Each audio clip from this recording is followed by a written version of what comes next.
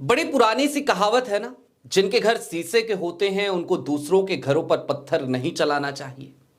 लेकिन प्रधानमंत्री नरेंद्र मोदी की पार्टी, उनकी पार्टी के तमाम भक्त तो उनके तमाम चेले चपाटे ना जाने क्यों ये बात भूल जाते हैं। कांग्रेस के एक नेता ने एक बयान दिया, राहुल गांधी को लेकर के ये बयान था। और क्यों दिया ये बयान उसकी भी समीक्षा करेंगे। राम की चर्चा हुई, राम का जिक्र आया और फिर भारतीय जनता पार्टी के लोगों ने राहुल गांधी के ऊपर कटाक्ष करना शुरू कर दिया। नेता का नाम है नाना पटोले। नाना पटोले ने कहा कि राहुल गांधी वही कर रहे हैं जो भगवान राम ने कहा था, जो भगवान राम ने किया था। और इसके ठीक बाद बवाल कटना शुरू हो गया। तमाम भक्त राहुल गांधी के ऊपर टूट पड़े। लेकिन इन सब के दरमियान इतिहास हालिया दिनों का क्या रहा है? भक्तों ने तो मंदिर बनवा दिए हैं प्रधानमंत्री नरेंद्र मोदी के, किसने विष्णु का अवतार कहा है, वो सारी चीजें निकलकर सामने आ गई। ठीक उसी तरीके से जैसे कि राहुल गांधी और कांग्रेस को विदेशी एजेंट बताया तो मोदी जी का ACYPL कनेक्शन सामने आ गया। अब उसी तरीके से भगवान राम की चर्चा हुई, राहुल की चर्चा हुई और प्रधानमंत्री नरेंद्र मोदी जो खुद को खुद से नॉन बायोलॉजिकल कहते हैं वो बुरा फंस गए। सारी बातें जरा विस्तार से करेंगे। नमस्कार, मैं स्वप्निल और आप मुद्दा देख रहे हैं। दोस्तों आगे बढ़ें उससे पहले वही छोटी सी अपील। मुद्दा इन दिनों एक गंभीर आर्थिक संकट से जूझ रहा है। एक तरफ हमारे मेन बैंक अकाउंट बीते लंबे समय से फ्रीज चल रहे हैं, तो दूसरी तरफ हमारे 2.5 साल पुराने चैनल को हमसे लंबे समय तक छीन कर रखा गया था। ऐसे में डे टू डे ऑपरेशंस में रेवेन्यू पे बुरा असर पड़ने की वजह से मुद्दा को काफी मुश्किलों का सामना करना पड़ता है। लिहाजा आपसे गुजारिश है, यदि आप चाहें, यदि आप सक्षम हो तो मुद्दा की छोटी छोटी मदद जरूर कीजिएगा। इसके लिए आप स्क्रीन पर दिख रहे QR कोड या फिर के नीचे दिख रहे UPI नंबर का इस्तेमाल कर सकते हैं। अब आगे बढ़ते हैं और सबसे पहले जरा उस स्थिति को डिकोड करते हैं जब नाना पटोले ने यह बात कही। नाना पटोले से सवाल ही ऐसा किया गया था और ये सारे सवाल कई बार लगता है जानबूझकर किए जाते हैं ताकि किसी की जबान तो थोड़ी सी फिसल जाए। हालांकि नाना पटोले ने जो कुछ भी कहा वहां पर मैं नहीं मानता कि उनकी जबान फिसली है, वो शब्दशः सही कह रहे थे। नाना पटोले से सवाल किया गया। सवाल यह था कि भगवान राम का मंदिर बन गया अयोध्या में, राहुल गांधी अब तक दर्शन करने क्यों नहीं गए? इसके बाद PTI से बात करते हुए नाना पटोले ने कहा, see Rahul Gandhi is doing the work of Bhagwan Shri Ram. Rahul Gandhi भगवान राम का ही तो काम कर रहे हैं। Because Bhagwan Shri Ram's work was to ensure justice for harassed deprived, Rahul Gandhi is doing the same. Bhagwan Ram का काम था दबे कुचले शोषित वर्ग के लोगों को न्याय दिलाना, जस्टिस देना। भगवान राम वही कर रहे हैं। भगवान राम ने वही किया था, राहुल वही कर रहे हैं। Rahul Gandhi is doing the same. Rahul Gandhi likes to do this service in place of doing photo session at the Ram temple. Rajiv ji was behind the opening of the lock there. और इसके आगे कहा कि राहुल गांधी वो फोटो सेशन नहीं चाहते। फोटो सेशन कराने की बजाय राम मंदिर में जाकर राहुल गांधी राम ने जो किया था वो करना ज्यादा बेहतर समझते हैं और राम मंदिर का ताला तो राजीव गांधी ने खुलवाया था। यह बयान था नाना पटोले का। और इसके बाद से लगातार हंगामा मच गया। गोदी मीडिया से लेकर भारतीय जनता पार्टी के प्रवक्ता, नेता, तमाम चंटू बंटू, ट्विटर पे जो दोरुपल्ली ट्रोल्स हैं वो सब एक्टिव हो गए, राहुल गांधी को ट्रोल करने लगे। लेकिन जब राहुल गांधी को ट्रोल कर रहे थे तो हमने कुछ चीजें और खोजी और अब मैं आपको वो तमाम चीजें जरा दिखाना चाहता हूं। आपके स्क्रीन पर सबसे पहले एक तस्वीर है। इस तस्वीर को देखिए। प्रधानमंत्री नरेंद्र मोदी की एक मूर्ति है, हनुमान की एक मूर्ति है और भगवान हनुमान की तरफ हाथ ऐसे किए हुए हैं हमारे प्रधानमंत्री नरेंद्र मोदी। ऐसा लग रहा है जैसे आशीर्वाद दे रहे हो, हनुमान को आशीर्वाद दे रहे हो, ऐसा लग रहा है। इस तस्वीर को देखिए गौर से। और ये बिहार के कटिहार में ये मंदिर बना है। 2 साल से मंदिर बनाकर वहां पर पूजा उजा हो रही है। 2018 में ये मंदिर बना था। आपकी स्क्रीन पर एक और तस्वीर है, इसी को कहते हैं फोटो सेशन। आगे बढ़िए। देश के लिए विष्णु अवतार हैं मोदी, यह बयान किसी और का नहीं बल्कि आचार्य प्रमोद कृष्णन का था। वही आचार्य प्रमोद कृष्णम जो कभी कांग्रेस में हुआ करते थे। एक और खबर आपकी स्क्रीन पर, बीजेपी विधायक ने पीएम मोदी को बनाया भगवान विश्वकर्मा। हरिभूषण बचौल अगरबत्ती दिखाते हुए बोले, मोदी शरणम गच्छामि और मोदी नाम केवलम। ये भारतीय जनता पार्टी के विधायक हैं। इन्होंने विश्वकर्मा जयंती पर, चूंकि उसी दिन प्रधानमंत्री का जन्मदिवस भी होता है, 17 सितंबर की तारीख होती है, तो बकायदा विश्वकर्मा भगवान की तरह प्रधानमंत्री नरेंद्र मोदी की तस्वीर बनाई गई, मूर्ति उर्ति लगाई गई और खूब पूजा पाठ किया गया। एक और पटना की खबर, जन्मदिन पर पटना में प्रधानमंत्री नरेंद्र मोदी की भगवान विश्वकर्मा जैसी पूजा, दूध से अभिषेक और आरती।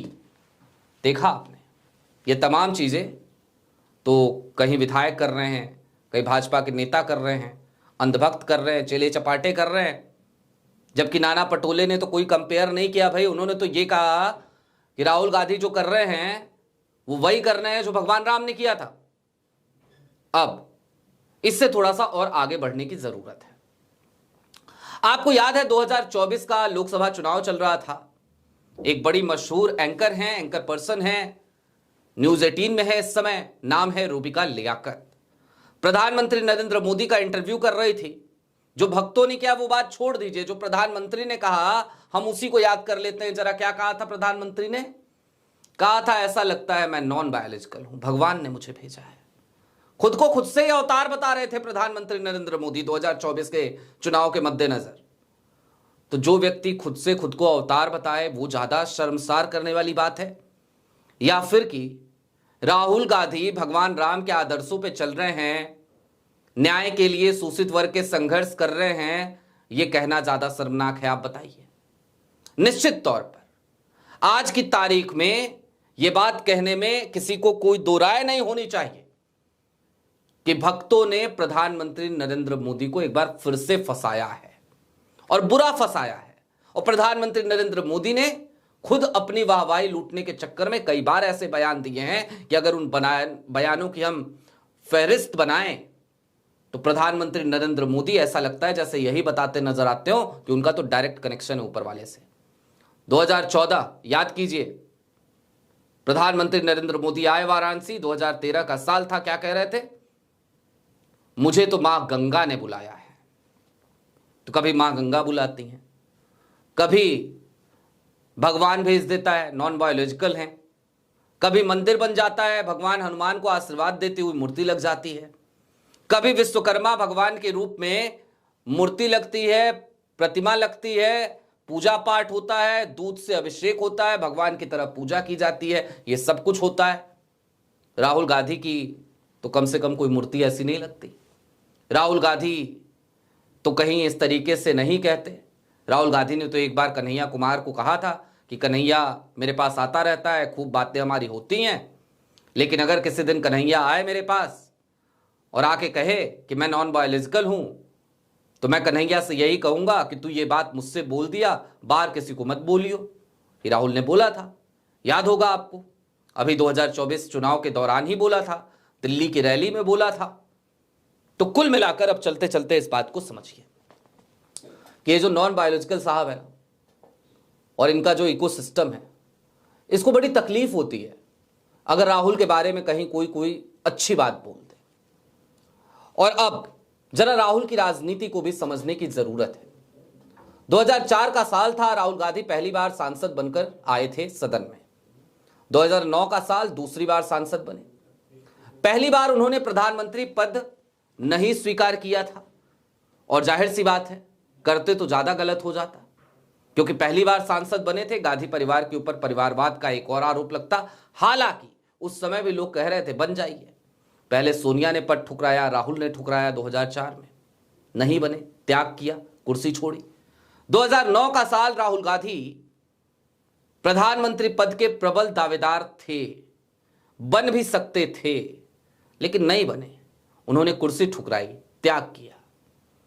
2009 के बाद 2014 का साल और 2014 से पहले का वो पूरा प्रोपेगेंडा याद कीजिए। अन्ना आंदोलन, अरविंद केजरीवाल, वो तमाम लोग कांग्रेस को जिस तरीके से सत्ता से बेदखल करने के लिए भारतीय जनता पार्टी के पीछे छिपे हुए तमाम चेहरे वो मैदान में उतर गए, यूपीए की सरकार को बदनाम किया, बाद में कई भ्रष्टाचार के आरोप निराधार निकले, जिसमें से एक 2G स्पेक्ट्रम भी था। उन सब के दरमियान राहुल लड़ते रहे और 2014 से लेकर अब तक 2024 तक राहुल गांधी लड़ रहे हैं अन्याय से। राहुल गांधी लड़ रहे हैं लगातार उन तमाम स्थितियों से जहां पर दबे शोषित वर्ग को दबाया जा रहा है और 11 साल बीत चुके हैं। मैं एक और बड़ी बात कहते हुए अपनी बात आज खत्म करना चाहता हूं। 11 साल बीतने वाले हैं, बीत नहीं चुके, बीतने वाले हैं।